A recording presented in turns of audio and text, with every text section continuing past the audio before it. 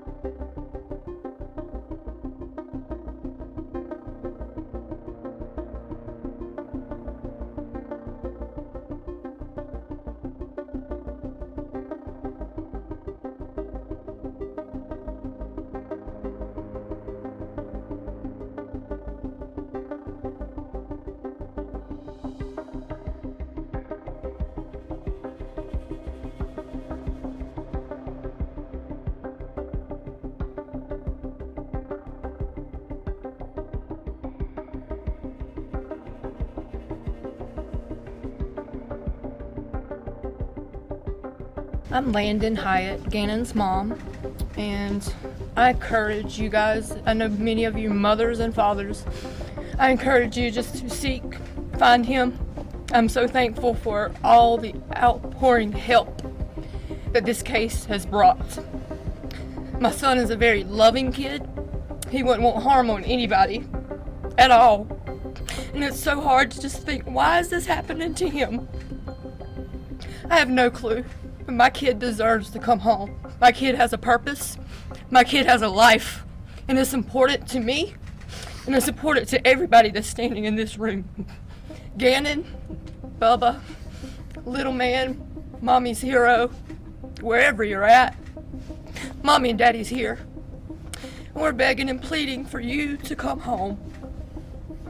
I know that's your biggest wish, is to see mommy and daddy standing here. We're here, Bubba. We're here for you, and I can't wait till you're found, because I have hope that you are going to be found. You are my hero. You are the reason why I have life. He's so special to me. I don't think many people can understand. My child was a 1 pound, 6 ounce baby. He had a 10% chance of survival. If he survived, he would be profoundly disabled.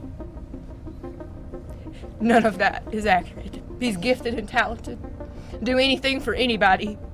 So I'm begging, I'm pleading, if anybody has any type of lead, put yourself in my situation. Ask yourself, what would you do? My Savior is a great Savior. And I know I have hope and that my son's going to be here. I'm thankful for the churches, the pastors, the outpouring support from this community, from Albert's military, family, everybody, the detectives. It was you that was sitting at the table, and you told me that 90% success rate, and you told me that I'm going to find Gannon. I believe that. It's the first time I had hope since I got that call on Monday. I have hope. So please have hope with me. I'm begging. Bring my baby home. Bubba, I love you. Mommy loves you so much. Nova loves you. Lena loves you. This room is filled with people that love you, and this community loves you too. So please come home, baby. Please come home.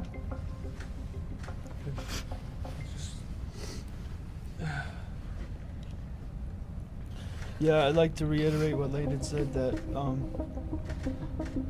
what an incredible community we have.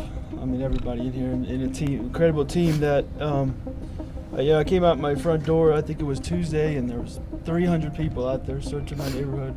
It blew me away. So thank you, everyone. Thank you.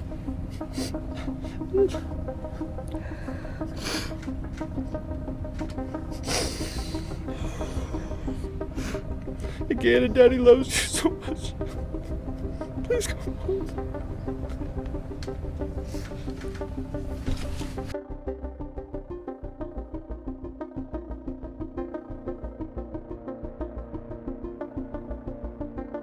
you are? I am Leticia Stauch, which is Gannon's stepmother. You've been a part of the investigation since the very first time. You were the last person to see him. Is that right? Correct. What did you see when you last saw him? Well, I'm not allowed to talk about anything with the case. I would more so be willing to talk about how the community needs to have faith and continue to work together and not make these false accusations, like the things that have been said that I've disappeared from the community. I haven't been there to help, but there's lots of reasons behind that. Reasons like death threats, right? Right. Death threats are one of them. My family's getting lots of death threats. We counted over 20 some death threats already. Two, my husband's ex-wife is living in our home, and of course I'm not coming home to do these things and to help with the family when I was kind of like told I couldn't. And then I took care of Gannon for the last 2 years in our home because his mother didn't want to do it. And I would never, ever hurt this child. And I know there's some questions out there about, okay, so tell me what happens. The way that people are reacting online to rumors about you with the search. Oh yes, wow. The rumors have gotten so bad.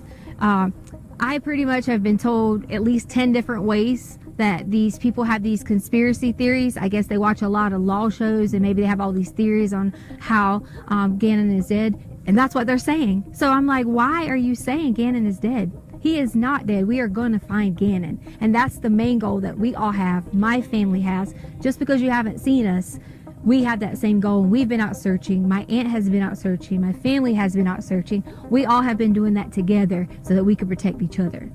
How does it feel when not only you have a lost child who you are in care of, but then people blaming you for that child not being there? You know, I'm just ready for Gannon to come home.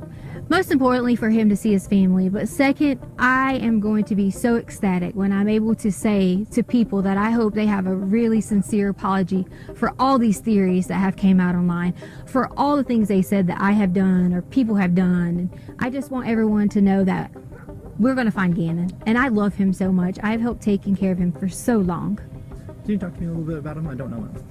Gannon is so kind, and he loves to play video games. That's one of his favorite things. He loves Sonic and Mario, and you know, he's always helpful, and he was always so helpful with the dogs around the house, and we have 2 little cute dogs, and he was always like a person I could say, Gannon, can you go do this? And he would do it right away. You know, sometimes with kids we have to remind them and things like that, and that's okay, but he was so sweet and able to help anyone. He could notice when you're sick and say, are you okay? And such a kind heart. I think that a lot of people can see that I'm not missing and see that I am being cooperative. The main thing is I would never want someone to think that I would hurt Gannon or any of the children in our home, because that's just not the case. Do you feel like these are just internet detectives who think they know what they're doing?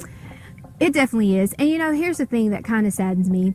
It's like, if you're going to talk about someone like that and have a witch hunt out for them, why would you even care about doing those things? Because this is a child. You're telling me that you're just as mean, you're just as hateful to talk about someone else like that. That's how I feel. Like, we just should not. We should all come together and wait until the end and see what happens, because Gannon's going to come home. Any message for Gannon? The message for Gannon I have is, Gannon, when you get here, you'll be able to truly tell what happened. And then I really hope I get a sincere apology from everyone who has made all those things, especially from my husband.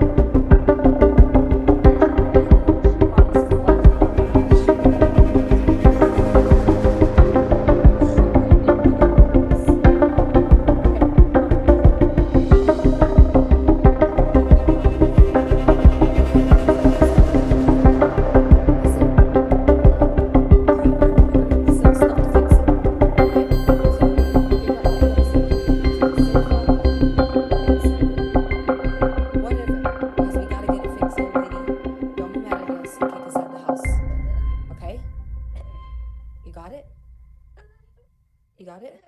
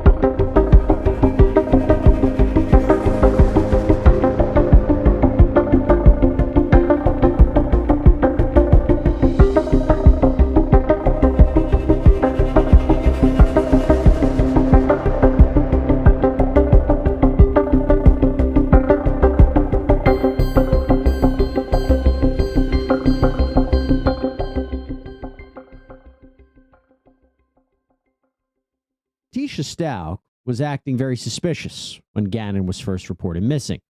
She told several different stories about what happened to her stepson. She originally claimed that Gannon was at a friend's house and never returned home, even though she couldn't provide the name of that friend.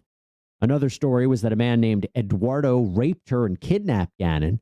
And she also claimed to Gannon's father that a man named Quincy Brown took Gannon.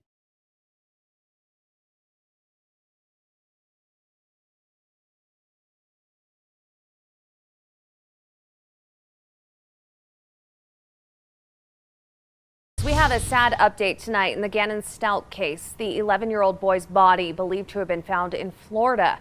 His stepmom reported him missing back in January, and as News 5's Colette Bordelon explains, she is now facing 9 new charges accused of his murder.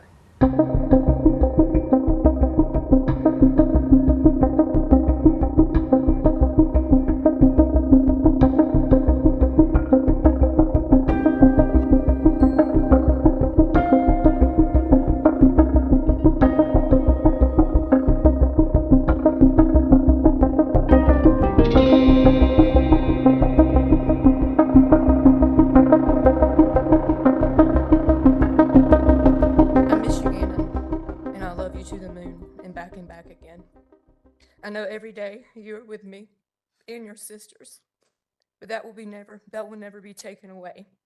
The ache that I have for you, to hold you, to hug you, to tell you how much I love you, and to see your smile and your innocence. I remember all the pain your dad and I suffered with having children. It was never easy, and we were always fearful through the process.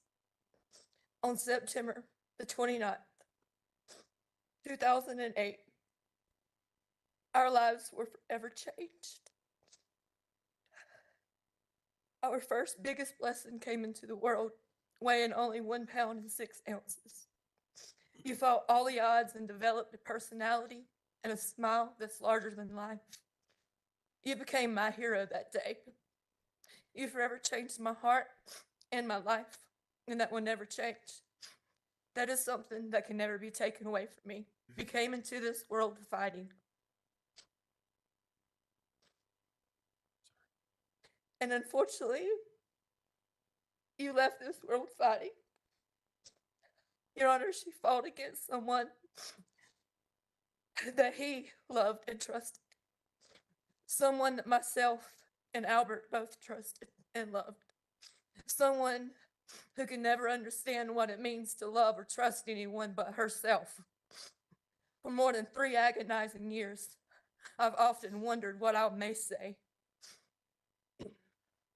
or if I would even be able to. For 3 years, I have questioned every single possibility and scenario. For 3 years, I have tried to forgive you, but I can't.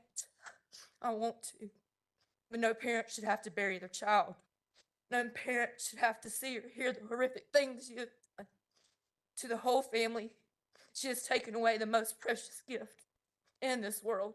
Not just my family, not Al's family, but your own family. She destroyed dozens of lives of people who never wanted to believe that she could have done this. She knew how special Gannon was, and she knew what meant to most to me. I, in my heart, can never understand her hatred and insecurities when it came to me. I did love her. Mother to mother, I trusted her with my children while trying to survive a complicated life with my third child. And she used every opportunity to write a narrative of my life to try to take pieces of my life. When she already took some of it, that still wasn't enough. She searched. I lost my place. I don't know where I'm at now. She searched so hard for love when all along she had it, but she took it for granted. I didn't hold anger against you then. I still kept my heart open to her. You had so much love from Lena and Gannon, from Harley, her own daughter, that you willingly subjected to the chance of serving time for her crimes. Such an indicator of her inability to love anyone herself. You had support, appreciation for me, even when we couldn't see eye to eye, because I valued her for helping me with our children when I physically couldn't. Even when I was fighting for my kids, as you wrote, a false smear campaign against me and my children, and also Al. For me, I still appreciated that they were loved by you. So I thought. She had everyone fooled. She projected abuse and addiction claims against all of us, not just me, when all along she was the one harming innocent children.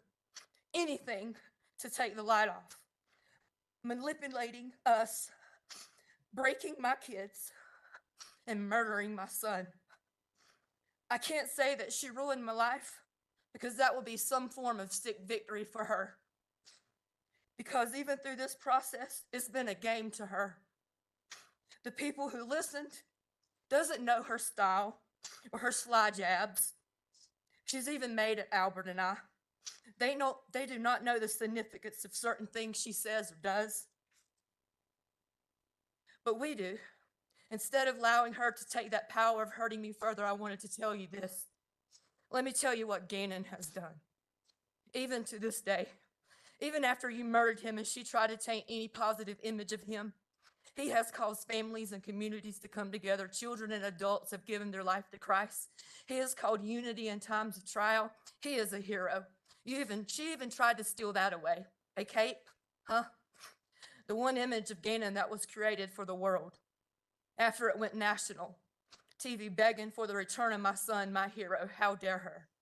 How truly sick and cruel is she? You stole so much from this world. Gannon's cousins, aunts, uncles, sisters, new siblings, grandparents, and friends are missing a huge portion of their lives without Gannon.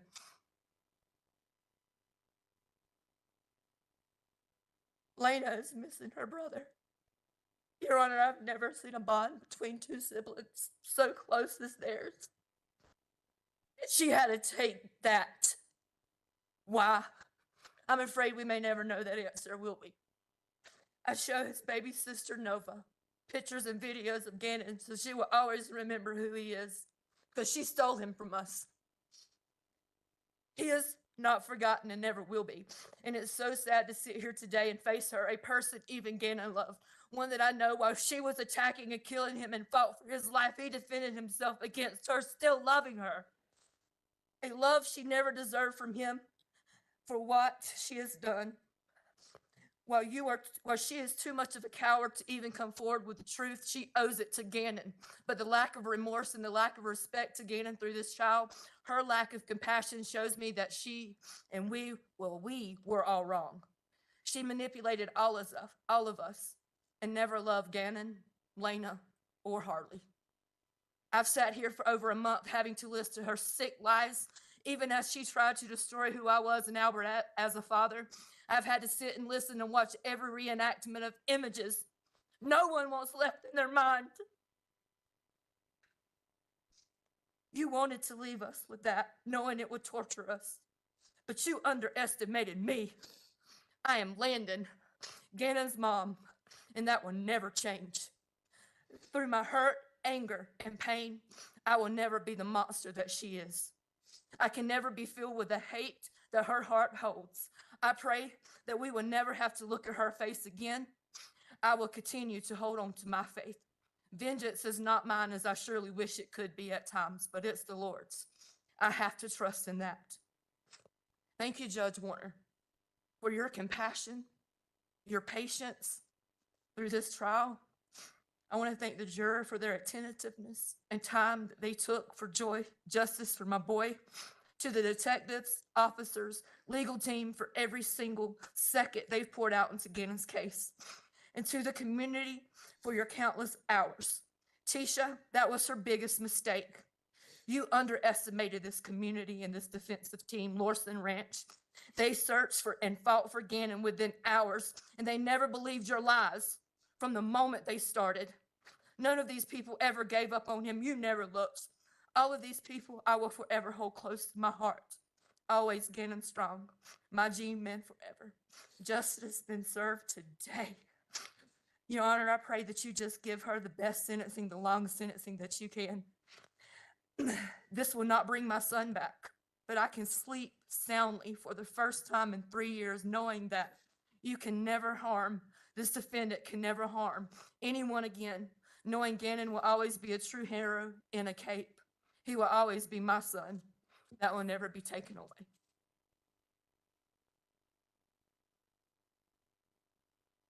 Thank you, ma'am. Mr. Allen?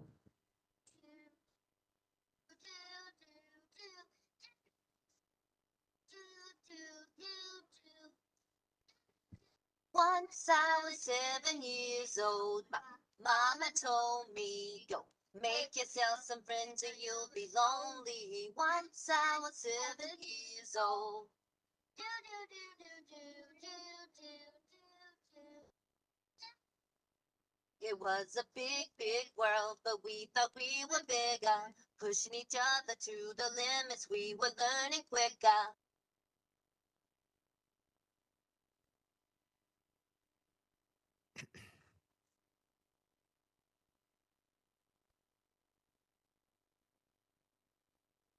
Stauch, Gannon's father, capital Father. Last name Stauch. Stauch. I'm gonna start with something from my wife, not to go out of order, but she didn't think she could make it through it. So this is my wife, Melissa, and these are her words. Some may say or think that I wouldn't be here if it weren't for Tisha. In part, that may be accurate, and I would be okay with that, because then Gannon would still be here. I too know the pain of losing a child, and there is no greater pain. We are now lifelong grief partners, as this is a lifelong journey of pain with 2 sons waiting for us in heaven.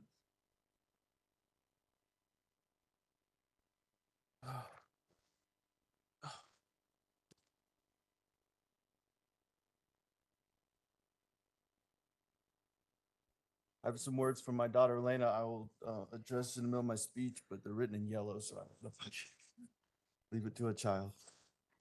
Out of the night that covers me, black as the pit from pole to pole, I thank whatever God may be for my unconquerable soul. In the fell clutch of circumstance, I have not winced nor cried aloud. Under the bludgeonings of chance, my head is bloody, but unbowed. Beyond this place of the wrath and tears looms but the horror of the shade, and yet the menace of the years finds shall find me unafraid. It matters not how straight the gate, how charged with punishment the scroll. I am the master of my fate. I am the captain of my soul. The poem I read is named Invictus, translated from the Latin means unconquerable. I quoted this same poem at Gannon's memorial here in Colorado Springs back in August of 2020. Why August of 2020? When his body was ripped to shreds on January 27th? Well, as we heard testimony to, his body was found 1,370 miles away. And then the process to identify his maggot-infested remains withheld him from us until July 2020.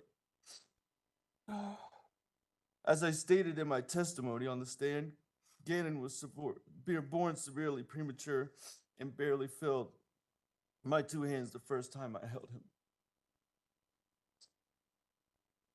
At the end of his life, after his body was cremated into a pile of ashes, he was ultimately no bigger than the first time I held him.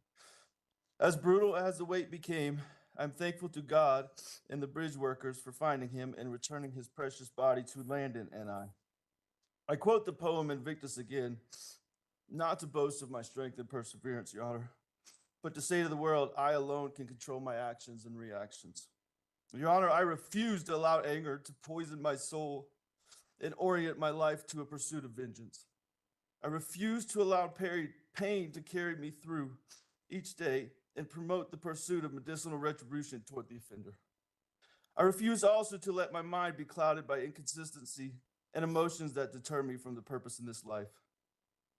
Your Honor, the price I pay each and every day for this resolve is to only get pieces and parts of my son. Inconsistently through time.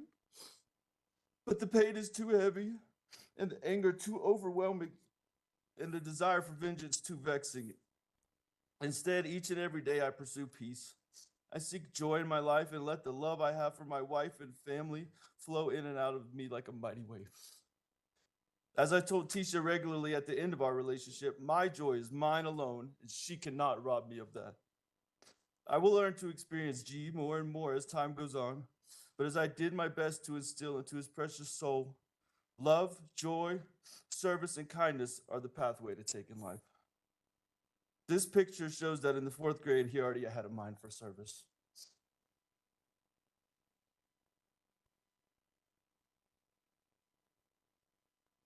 Throughout these past 3 years since Gannon was beaten and drugged, carved up, shot at point-blank range, and discarded like yesterday's garbage, I've encountered many people that would figuratively do the same to me. I've been questioned, compared as Tisha did to my abusive father, and ridiculed for my approach to finding Gannon. I hope now that the world has seen that I was assigned the most arduous task of finding Gannon in the only place that was possible for him to have been, in the mind of a killer. Were my efforts fruitful? I believe so. But from the moment I did not see the Volkswagen Tiguan, or however you say it, at French Elementary on that Tuesday evening, a clear direction for finding Gannon pointed directly and precisely at Tisha. While others online, some who are even in the courtroom today, questioned my perceived lack of effort or concern, I stood still and stood firm in knowing that only one person had the information needed to find Gannon. Now I say, woe to the person who questions a father's resolve when the safety and well-being of his children are at stake. I did not waver. I did not falter in the pursuit, nor did I allow the mentality of the mob to shake me.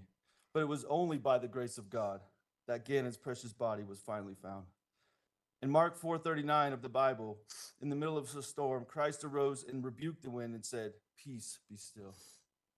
In times of trial in my life, from seeing my father being taken away in handcuffs, seeing that sweet 1 pound, 6 ounce baby boy for my firstborn son being put into a Ziploc bag after he was born to help regulate his body temperature, and now searching for and never finding my son again, I have but one choice, and that is the times of trial and tribulation to have that peace and be still. As I alluded to previously, that stillness does provide an easy target for many who do not understand peace, hope, and even faith. Some, including Tisha, feasted on my stillness, attacked, and yes, left several scars. One of these scars comes in the form of the financial and residential ruin that began in the early days of this ordeal. I'm just going to skip this part because I don't want to make this any more about me. I'm not seeking any restitution, Your Honor. For the $1.50 a month I received from the defendant, Tisha, would just keep me connected to her for the rest of my life, and I don't want that. So absolutely no restitution, Your Honor. The murderer of which I speak was not always such. When I met Tisha, she was beautiful, extremely intelligent, as many have testified to, and a seemingly successful woman. A far cry from the nappy-headed, murderous, narcissistic, and arrogantly flippant human being that sits in our midst today. Having a background in teaching, social work, higher education, certified babysitting, and endless amount of credentials, that should render one trustworthy when it relates to the safety of children. However, although she remains too much a coward to state the facts of what she did to Gannon, too much a lily-livered, self-centered, pathological liar to ask for forgiveness, and too much the facade of one who actually cares for others to have taken her frustration out on an adult or one who could defend themselves, she will one day give an account through her words or through her time. Sending pictures of Gannon sleeping to Landen and I was telling, as the boy looked pale and absent of the energies that so defined him. This is what a happy, healthy little boy looks like when he's sleeping in the next picture. That's what a little boy sleeping looks like. These pictures on the screen are of a happy, healthy little boy that's sleeping sweetly, healthily where he lay. The impact Tisha had as a result of this heinous crime stretches far wider and far deeper than I could depict through my statement today. 2 other people torn to pieces as a result of this are Gannon's sister, Lena, and Harley. Speaking of Harley, I feel as though I've lost 2 children as a result of this tragedy, one of which I will never see on this earth again, and the other which I do not know if a relationship can be salvaged with. Now for Lena. The video you saw as submitted in evidence, her bebopping down the street, is actually an excellent depiction of Lena and her happiness and her joy in life.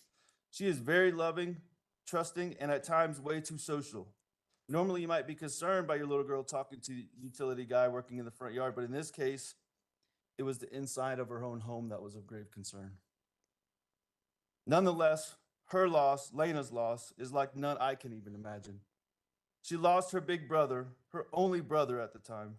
I still do not know if she has fully processed or fully understands the gravity of the situation, but regardless has pressed forward and is thriving as best as she can. I am so proud of her. And these are her words. Once again, they're in yellow, so I'll do the best I can. And this is what I asked her if she wanted to say anything to Tisha, and this is what she said in her sweetest mind that she has.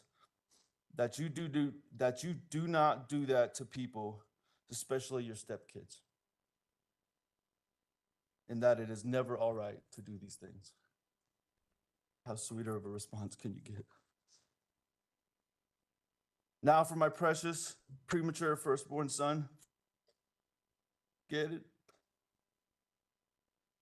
I never in my wildest dreams would have ever thought you'd be in danger, buddy, or I know I wouldn't have not left you. At home with what turned out to be your murderer and the last person to ever see you on this earth. I'm so sorry.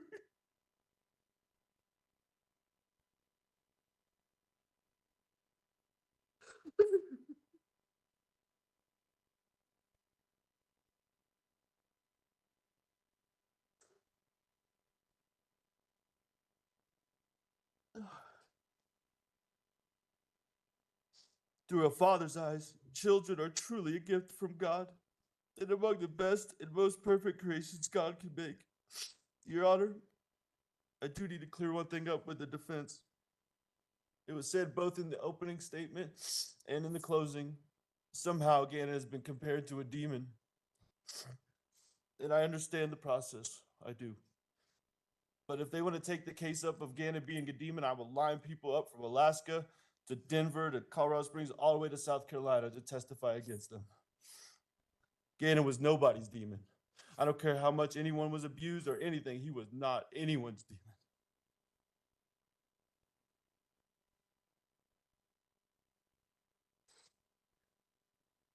Oh, okay. Gannon was truly... Gannon was truly my buddy. Very recently, before he died, the most alarming thing he did was call me dad. Up until age 10 or 11, I was daddy.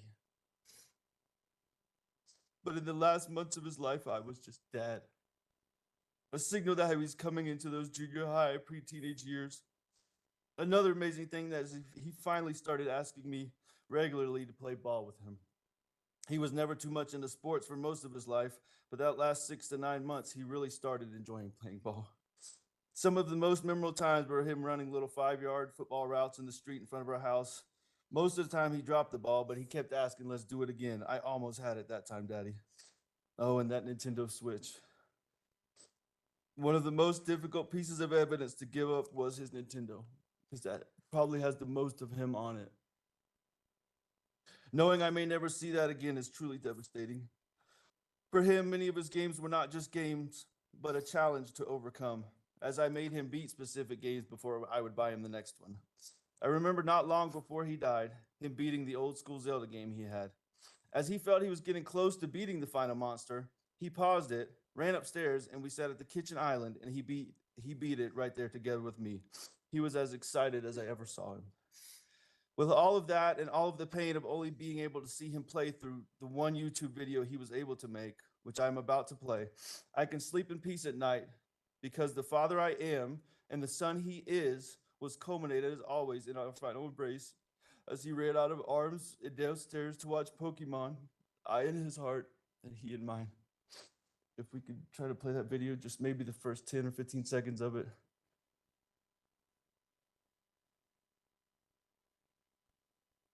Hey guys, and today I'm about to play some Sonic Maniac. Alright, let's zoom in. And yes, cameraman is right here. Purple Star White Gaming. And yes, sign up for our channels. We're going to be doing a lot of these together. Give a shout out to him, his channel, Freedom. Thank you. I was one of the many he hoped to make and the only one he was actually able to make. I do want to add something that I don't have in my speech that me and Landon already had a conversation about this, and I owe her an apology as well as she already gave me one, that we allowed Tisha to manipulate us into some of the pain and disagreements that we had between one another. And Landon, I'm sorry. But I will say this, Tisha was not the glue to keep everything together. She was not the answer. And this is not a jab, Landon, okay? But Lena still lives with me. Tisha, you were not the answer. Now, Your Honor, if I have any influence on the final sentence for Tisha, first I ask to be stripped of my last name immediately. It's nauseating and infuriating to hear her called Miss Stauch this past 3 years. Secondly, I ask that for every mile she drove Gannon across the country, she spent 1 day in solitary confinement. I think that take us in between 3 and 4 years. After that journey is complete, I recommend her sentence be equal to every year she stripped off of Gannon's life, which for the average male in America right now is 77. So that would give her 66 more years in addition to the 11 he lived. Lastly, for every year of Harley's life that she abusively manipulated that child, she should have an additional year of prison. Adds 21 years to the total. I think without parole, that should suffice. I pray also that Tisha lives the fullest and happiest life that any inmate possibly can live. I also pray that every night before she falls asleep, her last breath before she drifts off sounds just like the breath that she describes Gannon breathing as life left his body. And that all through her sleep, she dreams of all the fun they had at Disney and other places we went throughout our time together. And that every morning as she is about to wake, the end of her dream, the last words Gannon spoke to her, screamed or cried, "Tisha, stop, you're hurting me. Why, Tisha? Daddy, help me. I want my mommy. Why couldn't you let her just be a mama's boy? That's all he wanted to be. He just loved his mama. I wish she would tell me what those words were so I would know. And then as she speaks those words, the sound of a gunshot goes off and she wakes.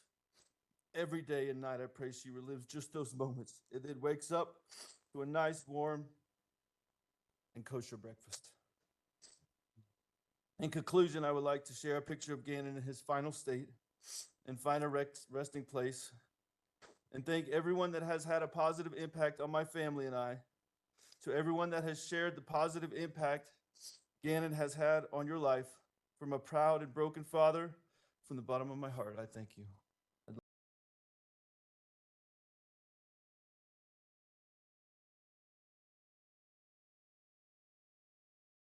The defendant attacked him viciously, mercilessly, deliberately, and intentionally. These are exhibits that you'll see from the doctor down in Florida, Dr. Ignacio, when she performed the autopsy. He'll tell you that Gannon suffered 18 stab wounds to his body, his chest, his back, his head, and most importantly, his arms and his hands. Why is that important? Gannon was fighting for his life, and those were defensive wounds. Next came a crushing blow to his head that was so strong, it fractured his skull like an eggshell. That wasn't enough for this defendant. He retrieved a 9mm handgun, fired it at Gannon 3 times. 2 bullets struck the pillow near him and were caught in the fibers of that pillow. That 3rd bullet entered his jaw, traveled through his head, fracturing his mandible, his vertebrae, hitting his spinal cord, and lodged in the back of his head and was recovered at autopsy. On January 27, 2020, 6:55 p.m., the defendant herself called 911. She called 911 to report that Gannon was missing and not come home. Call taker you'll hear asked the defendant, who was the last person to see Gannon? Who was the last person to see him? I guess me? The evidence will show that she was the last person to see Gannon alive. The evidence will show that she was sane on January 27, 2020, when she ended Gannon's life. The evidence will show that she acted intentionally and deliberately when she took Gannon's life. And then we will ask you to convict her.